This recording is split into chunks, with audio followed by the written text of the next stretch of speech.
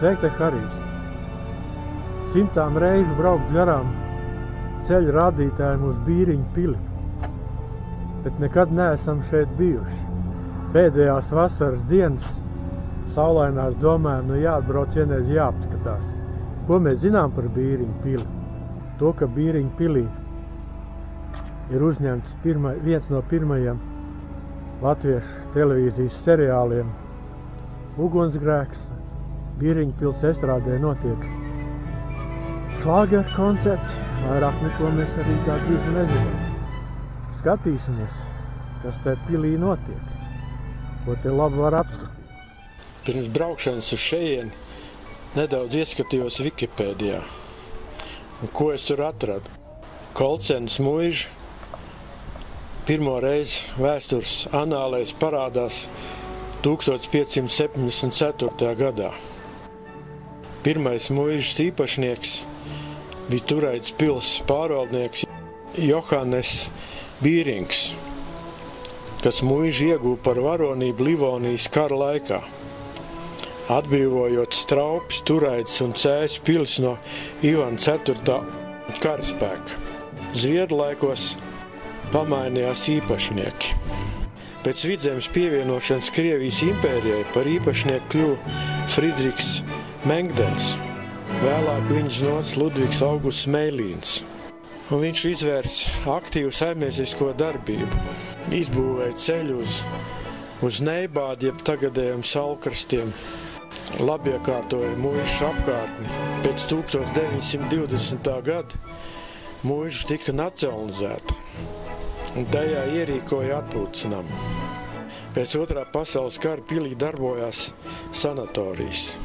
Pēc 1995. gada ēkas tika privatizētas, un pilī ierīkoja viesnīcu un konferenču telpas. Pils pagrabstāvā ierīkots restorāns.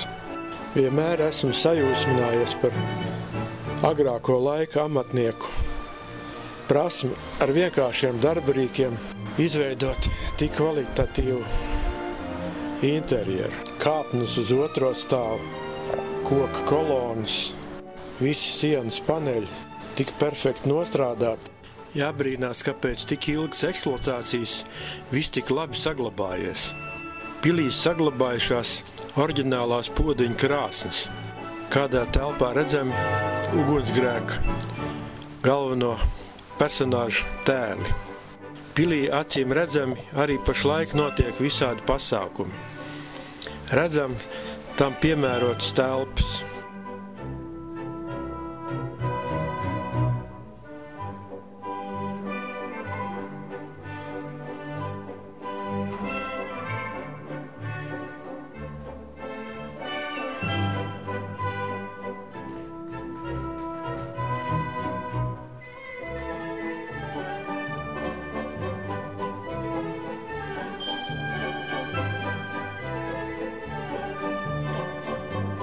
Otrā stāva zālē varam apskatīt gleznu izstādi.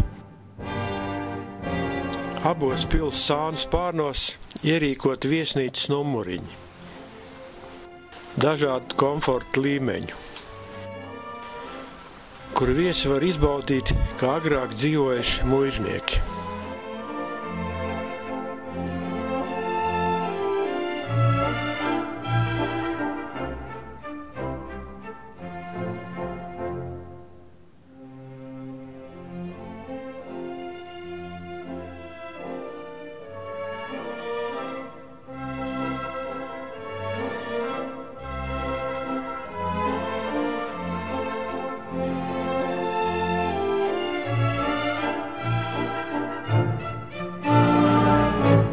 Pie sienas redzams iespējams bijušo īpašnieku ģerboņus.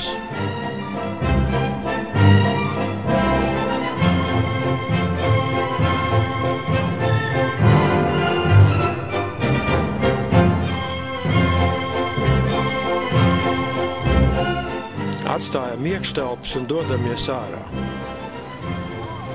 Šī ir labi pazīstamā estrāde, kuru bieži var redzēt šlāgeru mūzikas koncertos.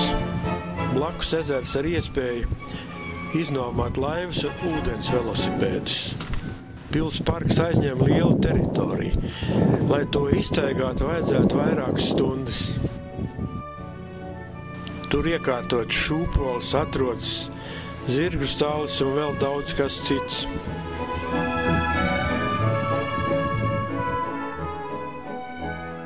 Mēs dosimies uz etno Krodziņu, palūkot, ko tur piedāvā.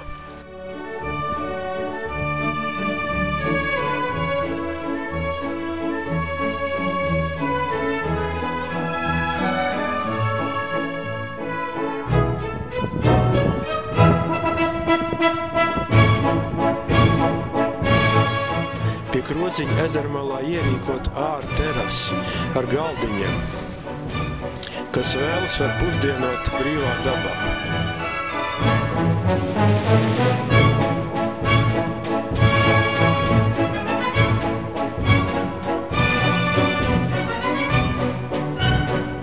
Krodziņš ierīkots vecajās dzirnavās, kuras vairs nedarbojas.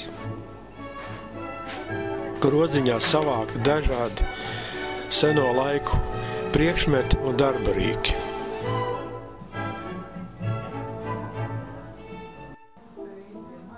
Krodziņā piedāvā ēdienus mālu podiņos. Ir piebalgu salas. Kamēr gatavo ēdienu, augstā var apstīt dažādas visā apkārtnē savāks priekšmets no muižu laikiem, no starpkara periodu un no laika, kad Latvijā saimniekoja padomju vara. Mūsdienu jaunatni droši vien daudziem priekšmetiem pielietojumu nevarēs nosaukt.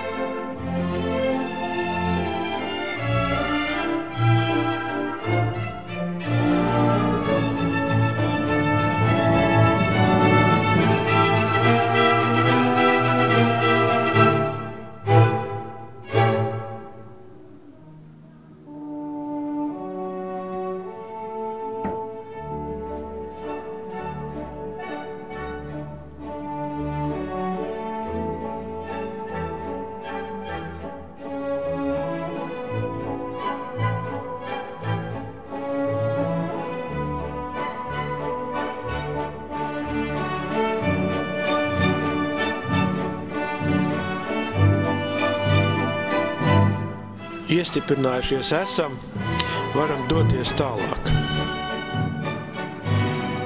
Varam ieteikt visiem, kuri šeit nav bijuši, atbraukt. Ir interesanti.